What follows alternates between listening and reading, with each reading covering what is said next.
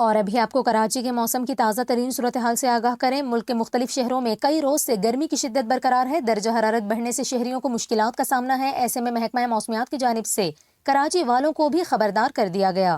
اگر آپ پہلی بار ہمارے چینل پر آئے ہیں تو چینل کو سبسکرائب کر کے بیل آئیکن پریس کریں۔ آپ کو بتائیں، شہر قائد میں ممکنہ ہیٹ ویو کے خدشے کے پیش نظر محکمہ موسمیات کی جانب سے الرٹ جاری کر دیا گیا۔ کراچی میں کئی روز سے جاری شدید گرمی سے شہری نڈھال ہیں۔ محکمہ موسمیات نے کراچی میں درجہ حرارت مزید بڑھنے کی پیش گوئی کر دی۔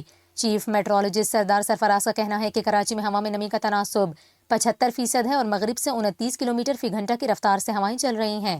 محکمہ موسمیات کے سردار سرفراز کا یہ بھی بتانا ہے، کراچی میں 3 روز کے دوران ہیٹ ویو کا خدشہ ہے۔ آئندہ 2 روز کراچی کا درجہ حرارت 42 ڈگری سینٹی گریڈ تک جا سکتا ہے۔ سندھ میں پڑنے والی گرمی پر بات کرتے ہوئے انہوں نے بتایا کہ اس وقت اندرون سندھ شدید گرمی کی لپیٹ میں ہے۔ رواں سیزن کے دوران کچھ علاقوں میں درجہ حرارت 53 ڈگری سینٹی گریڈ ریکارڈ کیا گیا۔